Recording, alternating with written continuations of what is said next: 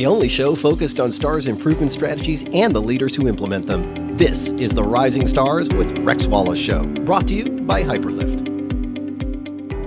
Hey everyone, welcome back to Rising Stars. I'm your host Rex, and this is your co-host Mick. Hey Mick. How you doing? Hey, we are here on Friday, October 11th in the afternoon, just about 24 hours after the 2025 star ratings were released. We've all been digging into these like you, and lots of insights, lots of things to talk about. And hey, we're really excited to have a couple of new guests on the show today to really dig into this. So first we have Suzanna-Grace Tritt, Senior Consulting Actuary with Wakely. And I hope I got that right. And then we have Phil Collins, who is the Director of Client Success at Hyperlift. So, hey, first off, thanks for being here, and really excited to hear your insights. I know you both have a lot, and let me give you 30 seconds each to talk about who you are, just to let the audience know a little bit more about you, who you are, your role, and anything else interesting. Susanna-Grace? I hear everybody call you Suzanna-Grace. That's what I've always called you. It is Suzanna-Grace, right? It's both. Everybody at work calls me SG, so please, it's SG. too long. But okay. Yeah, SG is fine. Yeah, I work for Wakely in our Denver office. I've been with Wakely for about 8 years, and then by trade, I'm an actuary, which is a little bit rare in this space. But yeah, I have my FSA and historically have worked on a lot of Medicare things like risk adjustment and signing bids and all kinds of various Medicare strategy projects, things like that. And I've interacted with Suzanna-Grace at a bunch of conferences and outside of conferences. And definitely, one of the elite actuaries across the country who are focused on this MA space and stars, and really just full of insight. So glad to That's finally have very nice of you to say, Rex. If it's elite, it's because there aren't many actuaries in the space, but thanks for that. There aren't many consultants either, so we say the same thing, right? But yeah, okay, got it. We're all elites in this. Yeah. And then Phil, you do the same. Yeah, Phil Collins, Director of Client Success, Hyperlift. Before joining Hyperlift, I was really on the health plan side, so quality improvement, use operations, all that good stuff. Data geek by trade, I guess you'll call it. So I feel like we were all kind of like twitching out yesterday, waiting for this to drop, texting each other. I was texting Mick like, I think it's going to be 10:10, either AM or PM on 10:10. Like we're waiting for it to drop. So like this vortex, right? Like yeah. But yeah, excited to be here. Excited to talk to you guys, and yeah, certainly a lot of insights and a lot of great analysis that are being posted out there. So there are a lot. Yeah, I spent much of the evening and morning going through the files and reading other people's great recaps. And hopefully, the key is right. Like a lot of people are saying, there are some very obvious insights, which we'll definitely touch on those, but there are maybe some not so obvious insights that I think, our audience really looks for. So hopefully we can bring some of those. I know we have some. Suzanna-Grace, let's start with you. SG, let's start with you. And, let's let you kick us off, if you don't mind, with just maybe one or a couple of what are the biggest insights that you saw digging into the data? Yeah. So I think if I just start from the top down, and I don't know if this is always the way that people look at it, but we were talking before this, something we always look at is 4+. So 4+ stars, because that's what drives the biggest QBP change. So huge negative momentum this year on that 4+ star percentage. It went from 79% in 2024 star ratings, 79% of enrollment above 4 stars at 4 or above. Now it's down to 62%. That's a 17% drop in enrollment across all of MA, which is mostly driven by United and Humana, far more Humana. But almost all of that drop is driven by those two large players, with some offsets by Kaiser, who actually came up quite a bit this year, and a little bit by CVS Aetna. They also had some improvements. So I'll maybe say those are the highest level insights. Yeah, it's funny. I was telling somebody just a couple of weeks ago, Kaiser had a tough year last year, right? They haven't sued CMS that we've heard about, so they must have done better, and they did, right? They did. Interestingly, they don't have any 5-star plans though. There's Still only no 7 5-star. 5-star contracts, and none of them are Kaiser, which is so odd because they dominated that for so long. But yeah, it's just not the norm. You're used to seeing all the Kaiser names right there in the 5-star plans. You're right. I think with the improvements they made this year, I think they're. I mean, well, I sorry to say, I think they'll be back, but that's another like the 5-star might not be back at all, right? In the next couple of years, but they have 7 rated contracts, and I think 4 of those 7 were below 4 last year. At least they're all 4 and 4.5 this year. So definitely they improved where they needed to. They're just not back into 5. I think they're gonna. I kind of have some confidence in them pulling it out, but getting back to 5 is going to be a stretch. But as we're seeing, that's another data point that we'll pull out, but not many of those. And maybe let's actually, because the way you did this from sort of the top down, because I think it's interesting, and I'm not sure everyone completely has this picture, and I want to make sure I get it right, but like the plan, the parent org with the most membership is United. Yes. By far, yeah. Something like 9-10 million, out of 32 million. Number 2 is Humana. I think so. Yeah, they have around between 6 and 6.5 million. Mm-hmm. And I'm not talking about PDPs. We're just talking about just MAPDs. That care about star ratings. Yeah, right. A lot of the tables that I see, at least published on LinkedIn, a lot of the analysis, Humana is definitely getting a lot more press because they took a bigger fall, right? So even though United has more members and has more QBP at risk, Humana actually lost a lot more, right? They had a tough year. A lot. Can you talk about kind of their numbers? Yeah, Humana, they had 4 large contracts fall below 4 stars. And I think they both have lawsuits, Humana and United, right? We don't know yet how impactful what they're suing on will be. But on first glance, I think United has a better chance of, if they win their lawsuit, it sort of swings them up. They don't need it. I guess they don't need the change on as many contracts as Humana does because they have those 4 big contracts that fell below 4 stars. I also, in looking at Humana's opportunities for like crosswalking, mixing around some things to kind of dampen that negative effect, they don't have as many opportunities as United because they don't have they don't have as much of an employer group presence as United does. Right. Yeah, great point. Phil, what about you? Any what other insight might you jumped out at you?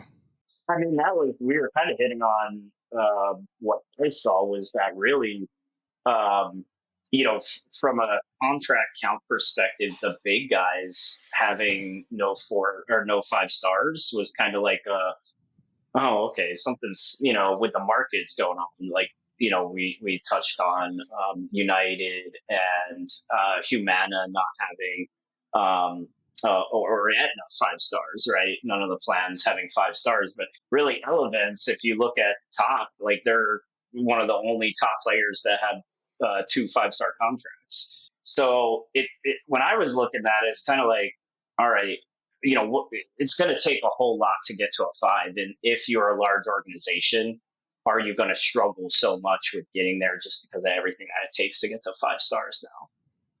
That was one of the first things that I saw when we were looking at that is, of those big name, the titans of healthcare, right?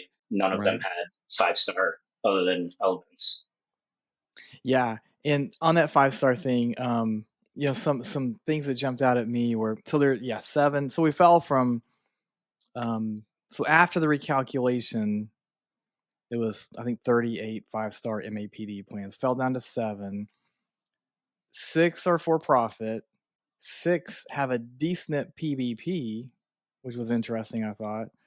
5 of the 7 are 10 plus years old, kind of, re-emphasizing that fact that more mature plans typically perform better, even though the other 2 were less than 5 years old. So it's not a requirement, but but a norm. The more mature you are, the better you are.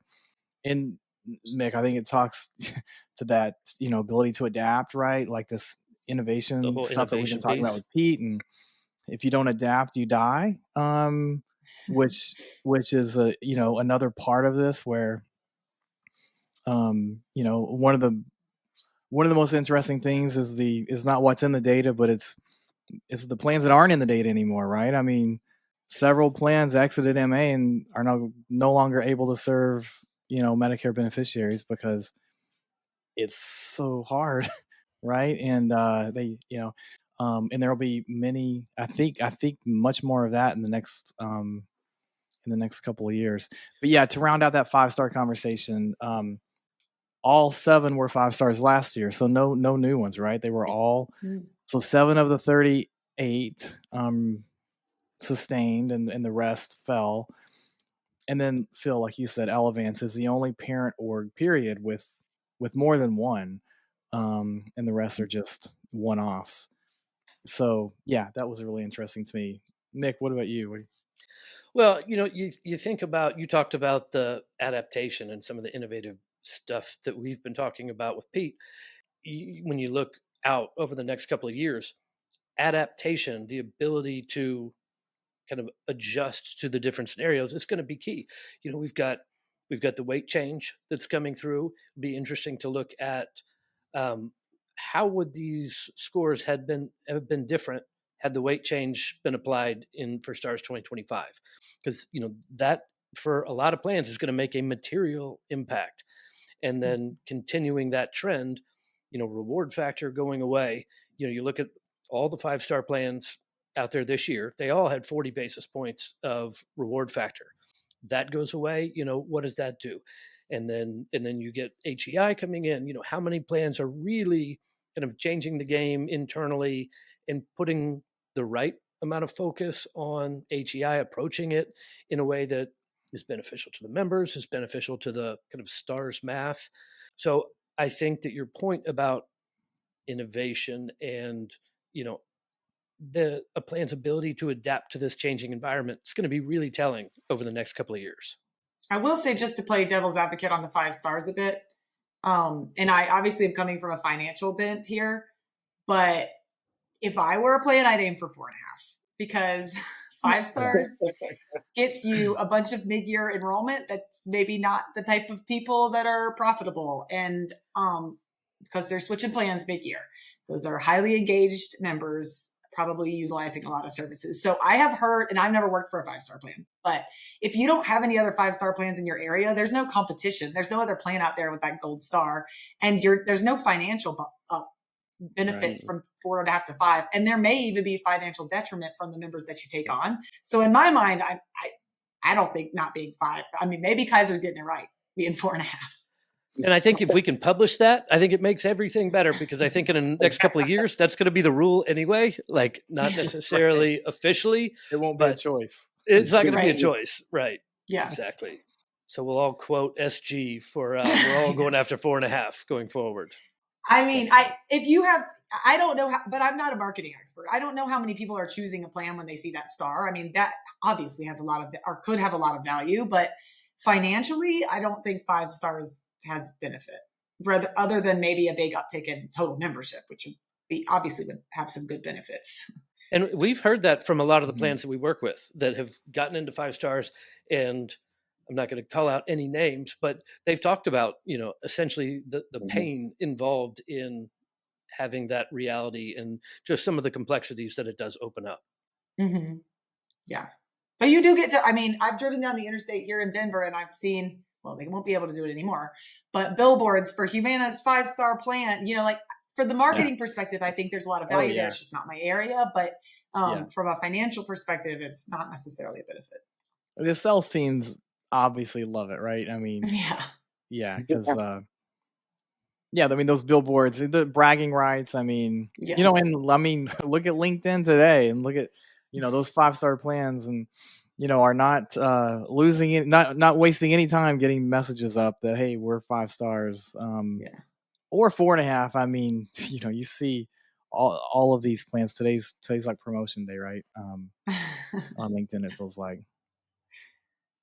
And then, something else interesting is the number of plans who got the low performing icon. It's the same number as 5-star plans this year, 7 and 7. I thought that was interesting. Yeah. Not the number of 2 and 2.5, but low performing icon, like 3 years in a row. There's 7.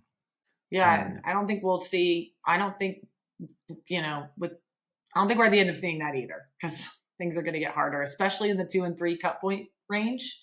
So it's sort of like even harder for those plans to get out of, or the ones that are at 2 years low performing to get out of it by the 3rd year. So yeah, I don't think that's going to slow down. Anybody but else? I do think that once HEI comes out, that will help do it, with some of this shift. Rex, you always talk about with reward factor going away and HEI coming in, kind of moving plans more to the middle, like seeing more 3.5, 4-star plans than 4.5, 5. And so I do think that'll be interesting, because you look at some of the cut point changes. We're still bumping up against the guardrails on a handful of these measures, so we can anticipate some other big jumps again as we come into STARS 2026. So I think we're definitely not past kind of some of the challenges of maintaining historical star ratings at this point. Definitely not. Yeah. I was looking at and Phil, you mentioned this, but let's maybe give quick credit to the 5-star plans, because the parent orgs I'm looking at. So we have Highmark, we have Leon, we have Network Health, Alignment, Elevance has 2, Health Sun and Optimum, and then MCS in Puerto Rico. So who is by far the biggest, actually, at 284,000 members. Everyone else is sort of in the 50 to 60 to 70,000 range. So the 284,000 is the biggest 5-star contract. The smallest one is the Alignment at 6,000 ish members. Just interesting. And that will look different next year again, right? And I'll ask you this, because this was a question that I saw a lot yesterday. But who did any of you expect that number to drop so far from 38 to 7 this year? 5-star plans. No, I expect that number to drop like a lot in 2027 when the reward factor goes away. Yes. Like to 0. Yeah. Yes. Yeah. I wasn't expecting it to drop that much. I was expecting it to drop, as kind of the effects of 2P continue to come in. I would expect to see, downward pressure on that. But I'm with SG. Like I think it's the drastic change I was expecting in STARS 2027. Not this much yet. I think I was just thinking that was going to be lower just because of everything that we were already seeing, like Humana making posts, United making posts, and we were just kind of. I think when the talks about how the cut points were, I think everybody was just so caught off guard with those that I was almost expecting it to be a little bit lower even. But as SB and Mick said, I think that's going to be next year for sure. And so I think we're going to just have this pocket, right? There's going to be no 5s. There might be, very few 2s, and it's going to be, 2.5 to 4. We'll be interested to see what that is next year.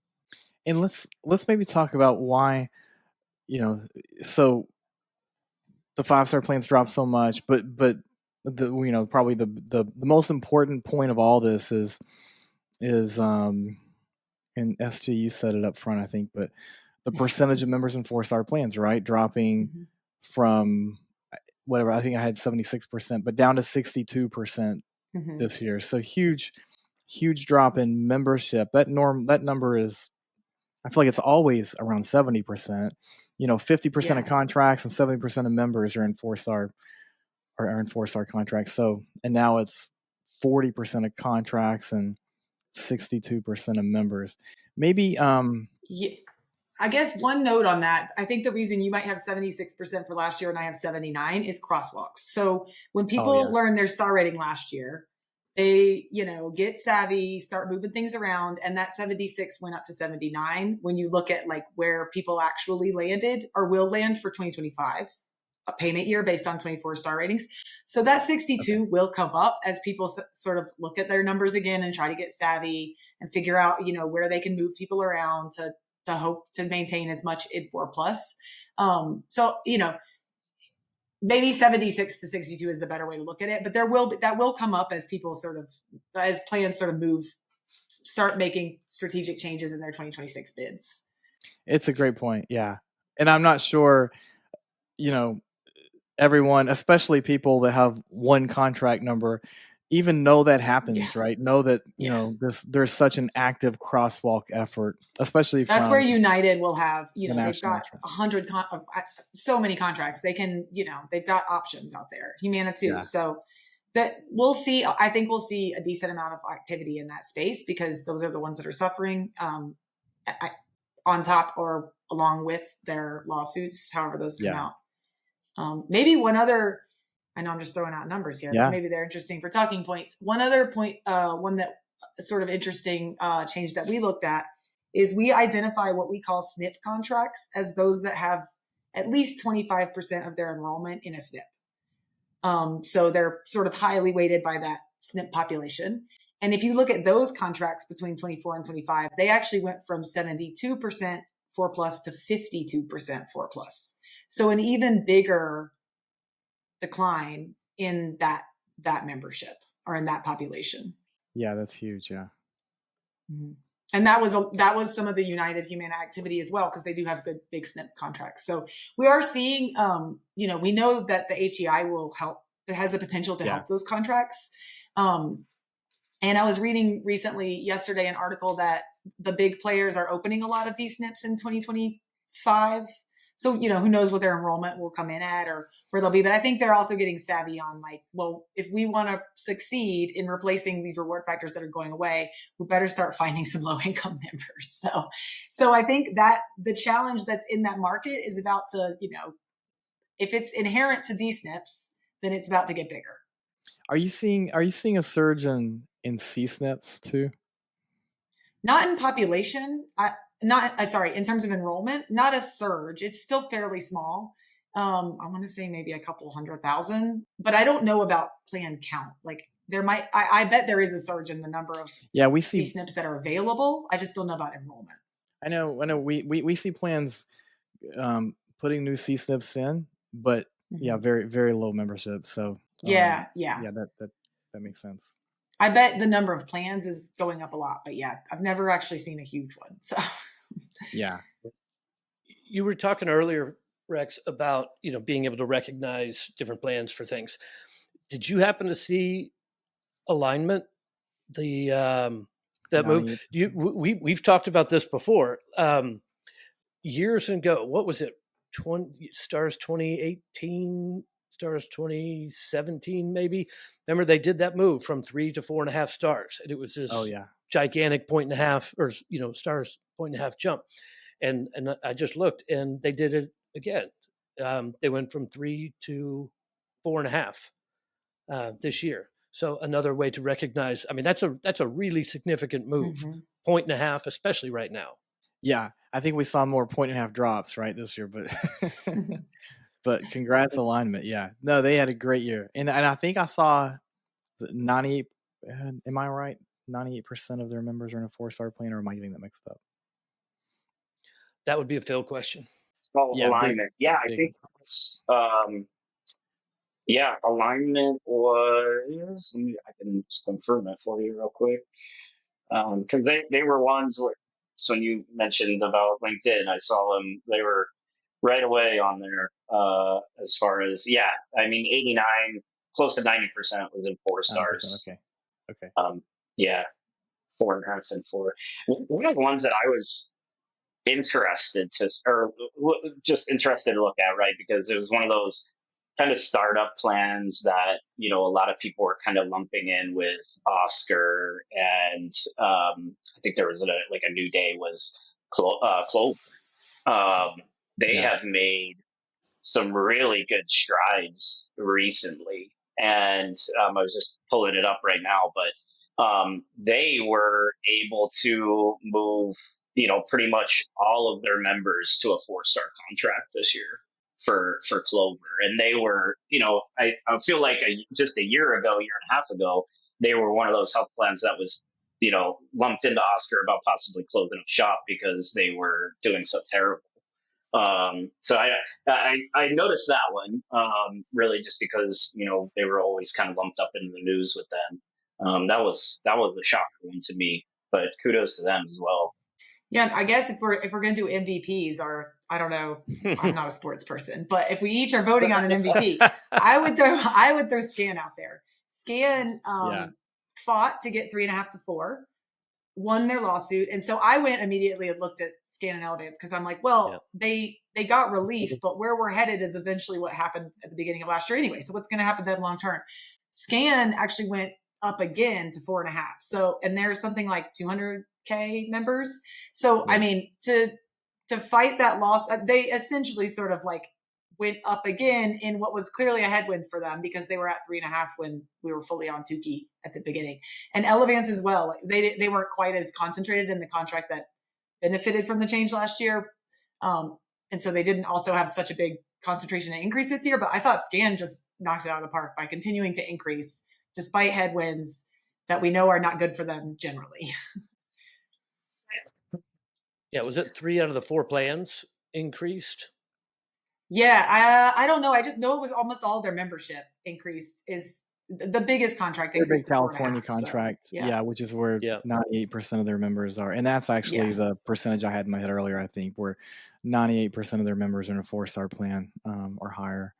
Yeah, and like improved after having to, win a lawsuit to get up to 4. So I just thought that was impressive on their part. Yeah, definitely.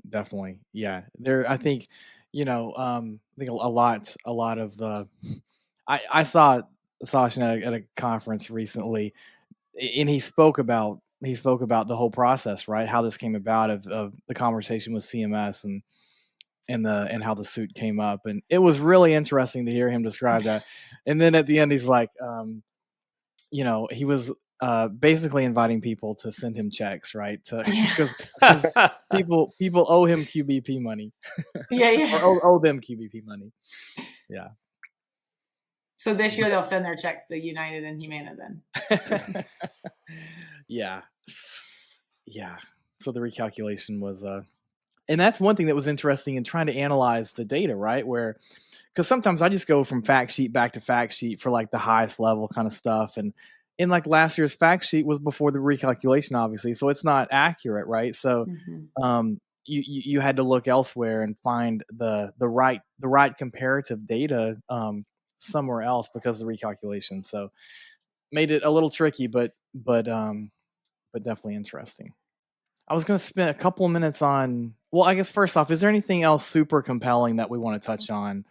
I know, again, less than 24 hours in, we've all looked at this a lot, but I've definitely looked at the contract level and not the measure change to see which plans performed more poorly or more or better on certain measures and where big changes happened there.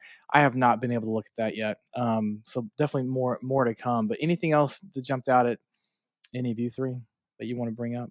Well, the quick answer is no, but but some of the analysis, kind of like you, that I'm really looking forward to, because we're wrapping up right now. We've done all the recalculating or actual calculating of all of the plans. So we can start to look at, where did everybody fall on the reward factor? What got them there with QI, without QI, all of that. But along those lines, one of the things that I'm looking forward to digging into over the weekend is the domain, the measure set performance changes. What are we seeing across the board in terms of kind of the big picture groups of measures? And then frankly, what does that tell us in terms of what to expect for STARS 2026? We're kind of getting into that, the Q4 blitz time and caps time and all of that. It will give us, I think, a lot of insight into where the focus really ought to be as we're finishing up this year. Agreed. Yeah, and what I'm seeing, I haven't dug in super deeply myself, but what I'm seeing is there was a big decline in the measures capturing access and those patient experience measures.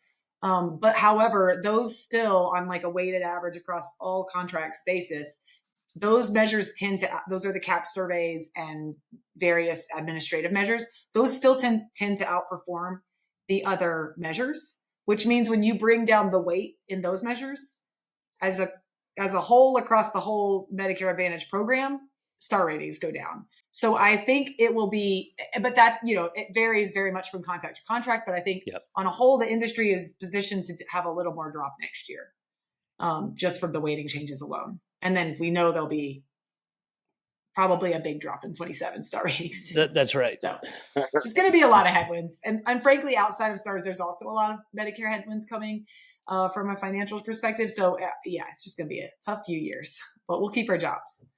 That's right. Yeah. On that note, on all those headwinds, right? And we touched earlier on, some of the plans who had to exit this year. Do you have a count on how many plans, how many contracts exited between 24 and 25? For 24 to 25, if you guys chat for a minute, I can tell you I have that in those numbers. But okay, just curious. I think I had 57, but SG confirm, please. I had 57 contracts? were rated in 24 that weren't rated in 25. But it's hard to say if those were crosswalked or terminated. But yes, I can check. Right. Yeah, exactly. I think that'll be a data point to, unfortunately track the next couple of years, right? Because as this whole Mick, the whole Pete stuff, right? With Darwin, the CMS has created this Darwinian environment where you have to adapt or die, and we're seeing that with literally dozens of plans impacting, I don't know how many, thousands or hundreds of thousands of members, right? Or having to be disrupted and change health plans because their plan had to exit to survive, right? Had to exit Medicare Advantage to survive as an organization across other lines of business. So, it's only going to get worse. I know the next few years, right? Yeah, and I think something important to keep in mind is some of the other stuff that's coming over the next few years is we know in 2026, all of the MMP, Medicare, Medicaid demo contracts are entering stars. That's a huge deal for HEI. It's going to move up the median because all these contracts are coming in at 100% CERF. And then a lot of states, there's basically, as far as I know, almost every state has this push, this initiative to integrate DSNPs with Medicaid better. And several of those states, as part of that initiative, are taking the action of forcing health plans to move the DSNP out of the contract with a general enrollment or a CSNP plan and put it in its own contract. And because of the HEI reward, that changes all the math on how that works. It also changes the median and who can qualify. And so I think that even outside of entering, exiting the market, just those pushes to where the contract sort of design will be is going to be big and sort of difficult to predict. Those are great insights. Yeah. lots to come. I know we're and we're pushing towards the end. I know we gotta to wrap here. So SD, if you don't find that, you can send it to us, and when we post the episode, we can maybe put it in the comments or something. So, but thanks for looking. So well, thanks so much for joining, SG and Phil. Great to have you guys on. I'm sure this won't be the last time. And great discussion. So lots of interest in what happens after this. Looking forward to seeing the crosswalk activity and seeing what United and Humana and everyone does to sort of counteract this big loss. So, but thanks for digesting it with us. Yeah, and I'm looking forward to round 2 as we kind of start digging in at the measure and domain level. I think that'll be really interesting to start dissecting a bit. Lots more insights. Yeah. Yep. Yeah. Yeah, and Rex and Mick and Phil, I'll follow up with you on those terminated contracts so you can wait with bated breath. Okay. Thank you so much. All right. Thanks, guys. All right. We'll talk Bye, next guys. time. Take care. Guys.